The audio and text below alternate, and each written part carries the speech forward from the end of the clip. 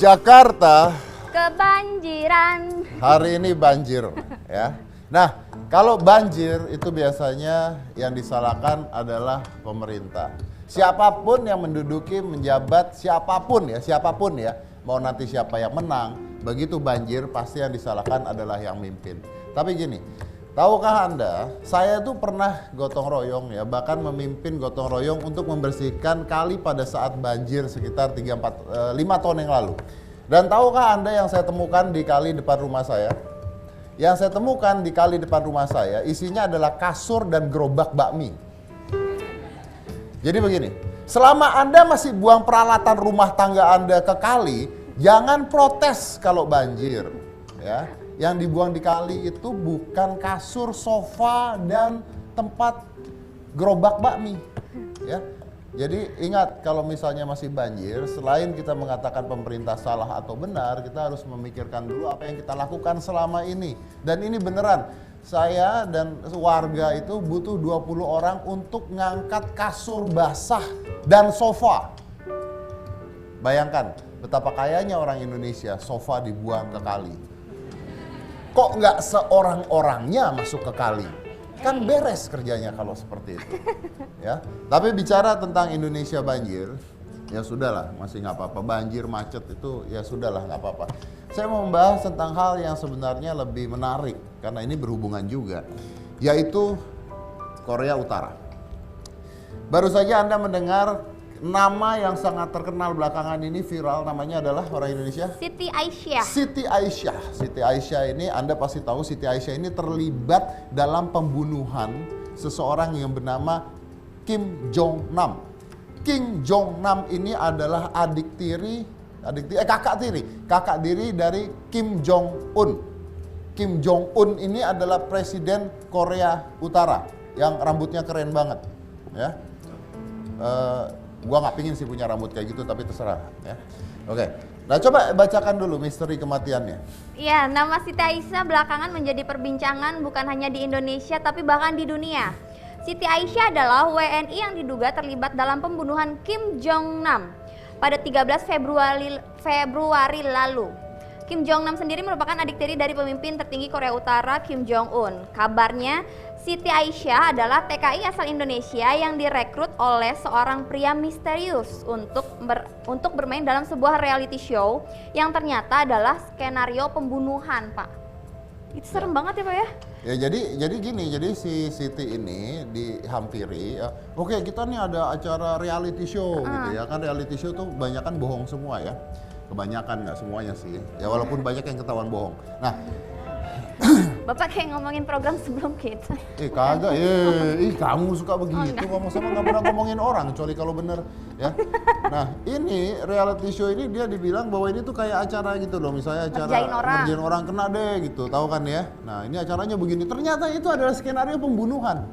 Jadi dia ngikutin gitu karena ini saya juga nggak tahu benar apa nggak, tapi berita yang beredar begitu. Karena jadi dia ikut, wah begini, ternyata dia ngebunuh kakak tiri dari presiden Korea Utara. Yang rambutnya keren itu ya. Tapi saya nggak pingin. Lanjut. Iya Pak, jadi banyak yang menduga dia adalah agen Korea Utara. Ada juga dugaan dia hanya apes karena termakan iming-iming tadi. Sama halnya dengan beberapa kasus yang menimpa TKI dengan perbekalan dan pengetahuan rendah dan mudah termakan hasutan orang baru. Nah, karena berita ini naik, akhirnya banyak berita tentang Korea Utara yang ikut terangkat. Dan salah satunya ini saya temukan, Pak. Oke, nah ini menarik. Jadi Korea itu dibagi dua, Korea Utara dan Korea Selatan. Sementara di Korea Selatan sedang sibuk-sibuknya mengoperasi wajah dan pria belajar makeup. Loh beneran ini, iklan makeup di Korea Selatan itu cowok. Kalau nggak percaya silakan ke Korea Selatan dan silakan Google. Kalau anda bete saya ngomong begitu, ya silakan belajar makeup juga. Saya juga makeup kok kalau di TV. Nah, kalau nggak di TV ya.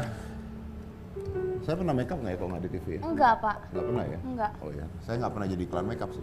Nah, tapi kalau di Korea Utara ini parah gitu ya. Ini adalah hal-hal yang Anda lakukan. Kalau Anda lakukan, Anda akan dihukum mati. Kalau ada pemerintahan, kalau ada anggota pemerintah seperti anggota DPR-nya tertidur dalam rapat, maka dia akan dihukum mati dengan cara ditembak. Bukan pakai pistol. pakai rudal. Beneran. Kayak lagi main PS ya. Beneran.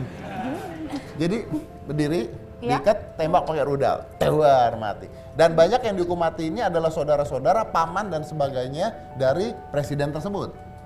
Oh, nggak pandang bulu ya, Nggak Pak? pandang bulu, termasuk istrinya katanya seperti itu katanya. Tapi ini berita udah beredar semua ya. Anda nonton deh, ada film namanya apa? The Interview.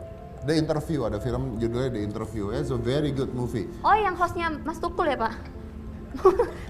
Di sebelah itu ada. Di sebelah di interview. Nah, oke. Jadi Korea Utara ini memiliki ideologi apa ini?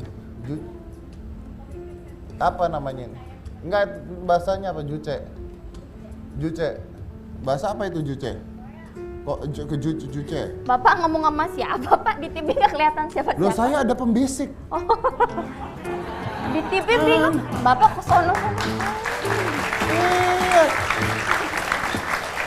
Saya ada pembisik, kamu jangan salah. Nggak ada. Kadang-kadang keputusan yang saya buat itu tergantung dari pembisik saya. Gimana kamu itu? iya. Saya ada pembisiknya. Jadi mereka itu percaya pada kekuatan terbesar yaitu presidennya. Jadi memuja pada presidennya, ya memuja pada presidennya, dan presidennya itu adalah Kim Il Sung. Kenapa semua namanya pakai Kim sih?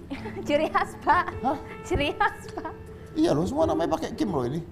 Kim Il Sung. Jadi Kim Il Sung ini udah meninggal tapi memperoleh gelar presiden seumur hidup. Ya.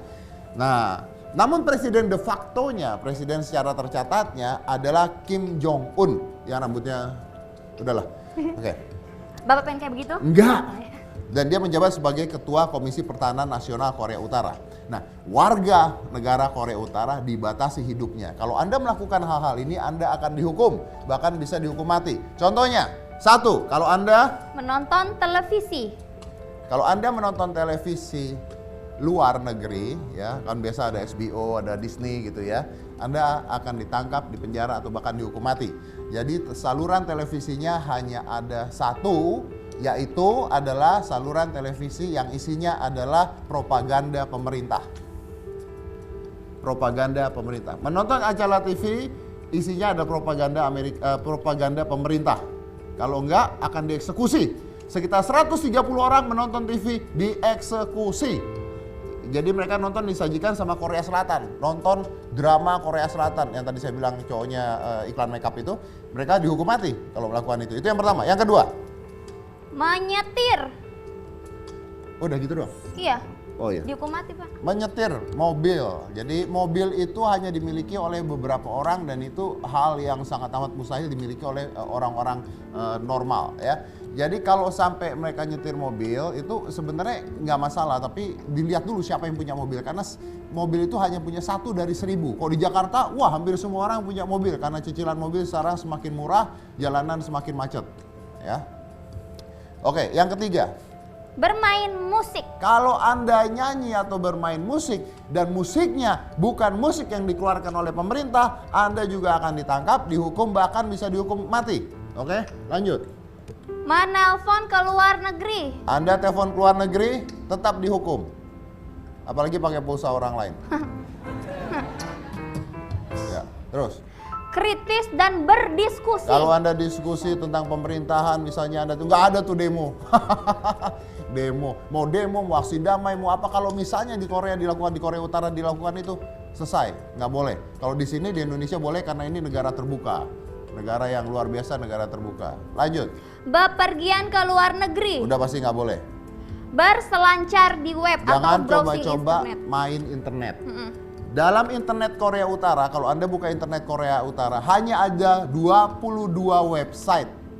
Udah, nggak bisa kemana-mana, cuma 22. Isinya ya itu terus, nggak bisa kemana-mana. Kalau sampai Anda ketahuan, tetap dihukum mati. Tapi mereka punya sosial media sendiri yang atur juga pemerintah, jadi semuanya tahu. Dan untuk Anda tahu bahwa potongan rambut yang disahkan oleh pemerintah Korea Utara itu hanya ada 10 buat pria, 10 buat wanita.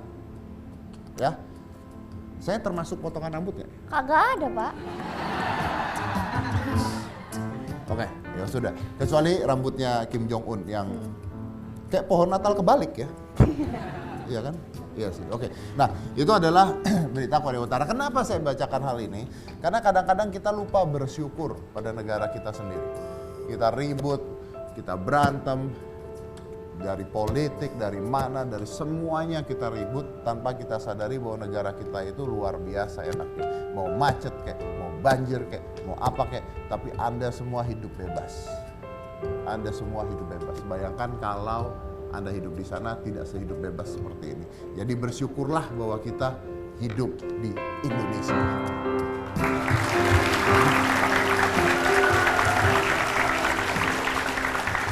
Baik, saya akan lanjut nanti ke segmen 2 ya. Saya pikirkan dulu negara mana yang mau saya hina-hina habis ini.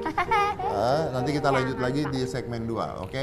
Tapi setelah yang satu ini, karena setelah satu ini akan lebih menarik lagi dari ini. Jangan mana-mana, tetap di Hitam Putih.